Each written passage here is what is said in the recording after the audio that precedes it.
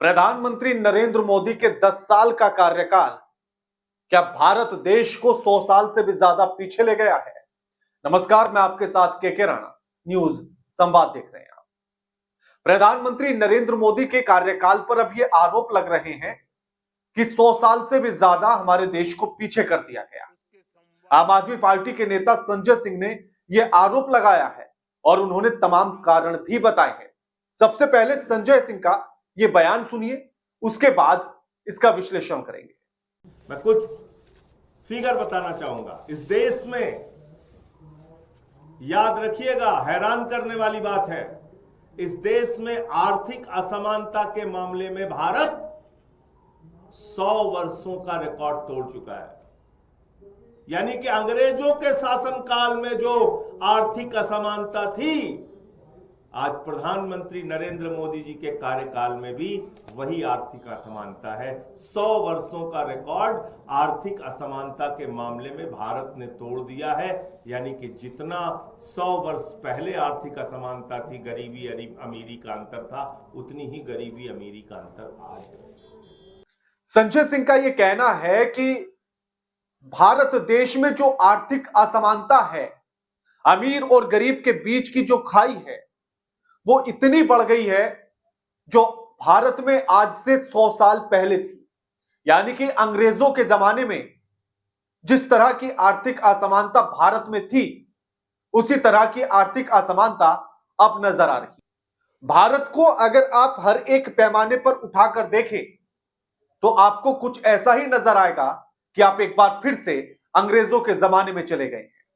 आप एक बार फिर से उसी तरह की स्थिति में आकर खड़े हो गए हैं। भारत में आर्थिक असमानता यानी कि पैसे का बंटवारा, यानी कि चुनिंदा लोगों के पास इस देश का सबसे ज्यादा पैसा है और भारत की एक बड़ी संख्या के पास पैसा नहीं है या वो एक एक रुपए के लिए मोहताज है। जब वो अपने घर का खर्च तक चलाने में असमर्थ नजर आते हैं, लोगों के पास रोजगार नहीं है। इसी तरह की स्थिति देश की आजादी या आजादी से पहले थी, जब देश में रोजगार की कमी थी, और एक बार फिर से उसी स्थिति पर आकर देश फिर से खड़ा हो गया है, बेरोजगारी के मामले में भी। और उससे भी बड़ी बात, 80 करोड़ लोगों को प्रधानमंत्री नरेंद्र मोदी राशन देने की बात करते हैं और वो कहते हैं कि वो राशन दे रहे हैं, लेकिन सवाल उससे बड़ा है।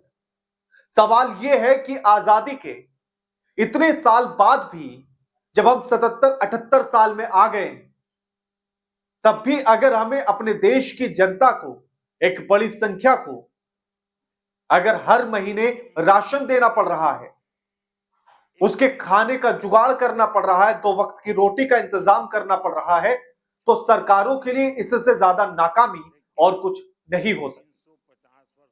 राइट टू फूड का जो नियम है, जो कानून बना था, वो कांग्रेस की सरकार में बना था और इस बात को प्रियंका गांधी ने खुद कहा। सुनिए। ये जो आप कह रहे हैं ना, राशन बांटना क्या है? मतलब कि जनता का अधिकार है कि जनता का अधिकार है कि उनको भोजन मिलना है, राशन मिलना है। अब राइट टू फूड का मतलब यह था कि सभी को खाने का अधिकार मिले, कोई भी पेट भूखा ना सोए।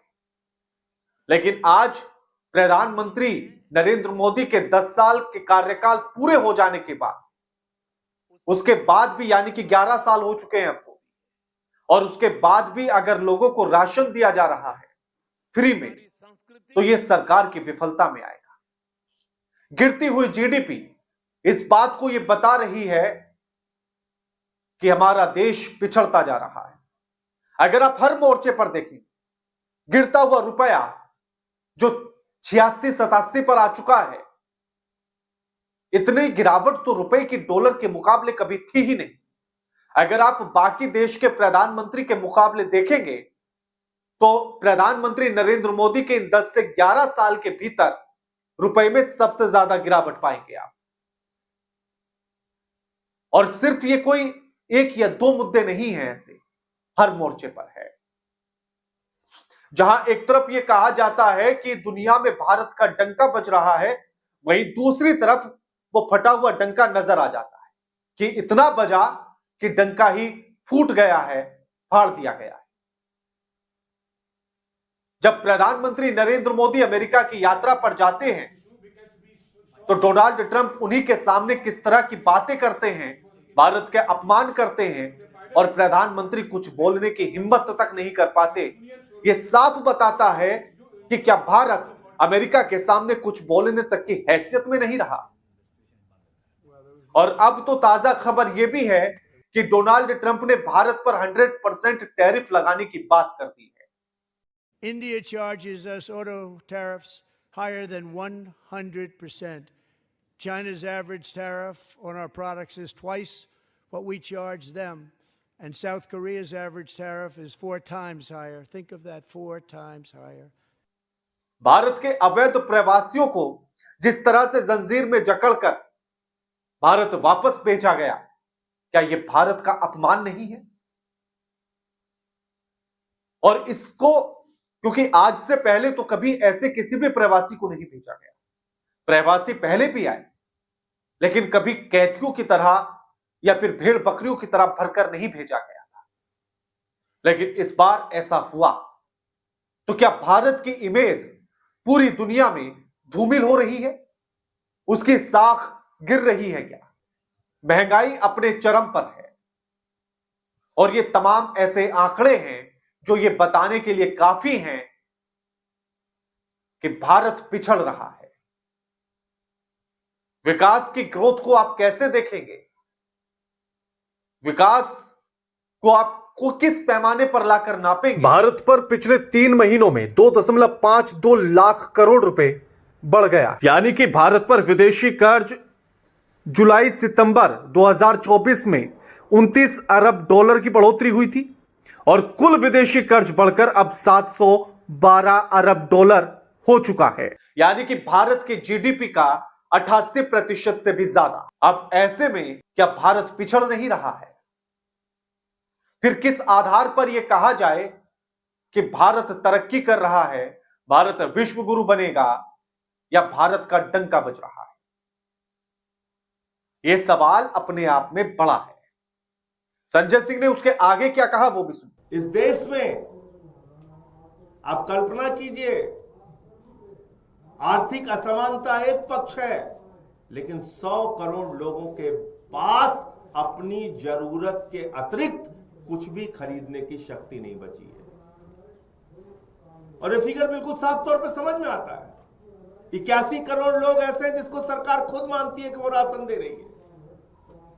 उसके पास 5 किलो राशन अपने पास खाने के लिए नहीं है, उसको सरकार राशन दे रही है 81 करोड़ लोगों को। और बाकी लोग इसी आर्थिक असमानता के चक्कर में ठोकर खा रहे हैं। तो करीब करीब 100 करोड़ लोग ऐसे हैं जिनके पास अपने जरूरत के अतिरिक्त कुछ भी खरीदने के लिए पैसे नहीं है। इस हालत में देश की अर्थव्यवस्था है। कोई सरकार का प्रतिनिधि, प्रधानमंत्री जी, वित्त मंत्री जी, गृह मंत्री जी, जो आपको प्रेरित करते थे, चिल्ला चिल्ला के कहते थे शेयर में पैसे लगाओ लगाओ लगाओ, वो एक भी शब्द बोलने के लिए तैयार नहीं। आपको चौराहे पे छोड़ दिया गया है। आत्महत्या करते हो तो कर लो, महंगाई बढ़ रही बढ़ने दो, देश कर्ज में डूब रहा है डूबने दो, आर्थिक असमानता बढ़ रही बढ़ने दो, बेरोजगारी बढ़ रही बढ़ने दो, किसान आत्महत्या कर रहा है करने दो। ये हालात हैं इस वक्त देश के। तो इसलिए मैं इस देश के लोगों से भी हाथ जोड़कर विनती करना चाहूंगा कि न समझोगे तो मिट जाओगे हिंदुस्तान वालों, तुम्हारी दास्तां तक न होगी दास्तानों में। सवाल ये संजय सिंह ने जरूर उठाया है, लेकिन क्या यह सवाल वाजिब है? और ये आपसे हम इसलिए पूछना चाहते हैं कि सिर्फ किसी राजनेता की बातों पर भरोसा ना किया जाए। आप अपने आसपास की स्थिति, परिस्थिति और अपनी खुद की स्थिति को देखकर इस पैमाने पर नापे कि आप कहां खड़े हैं।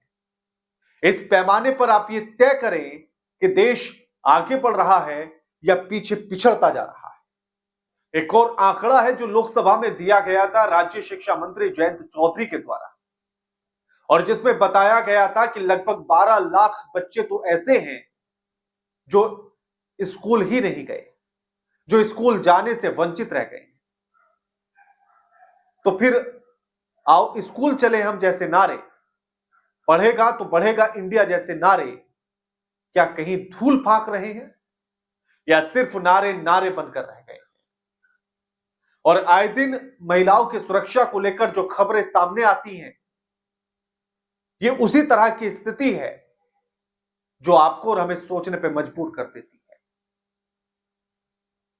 याद कीजिएगा अभी महाराष्ट्र की ताजा घटना, मंत्री खड से और उनकी बेटी के साथ छेड़छाड़ हो जाती है, लेकिन उसकी एफआईआर तक नहीं लिखी जाती। मंत्री साहब के ससुर पहुंचते हैं थाने में एफआईआर दर्ज कराने के लिए, तो उसके बाद भी उन्हें सिर्फ थाने में कई घंटों तक इंतजार कराया जाता है। जब मंत्री साहिबा पहुंचती है तब जाकर एफआईआर लिखी जाती है। और छेड़छाड़ करने वाले आरोपी कौन थे? खुद सरकार के ही लोग। मंत्री साहब खुद आरोप लगा रही हैं, मंत्री साहिबा खुद आरोप लगा रही हैं और ये कह रही हैं कि सरकार के ही लोगों ने छेड़छाड़ की। अब सोचिए, अगर अपनी ही सरकार में ही मंत्री की बेटी अगर सुरक्षित नहीं है तो देश की बाकी बेटियां सुरक्षित होंगी, इस पर भरोसा आप कैसे करेंगे? बाकी आप क्या समझते हैं, क्या सोचते हैं और क्या आप ये मानते हैं कि देश पिछड़ रहा है क्या? हमें कमेंट करके जरूर बताइएगा। वीडियो लाइक कीजिए, शेयर कीजिए और चैनल को सब्सक्राइब करना मत भूलिएगा। नमस्कार।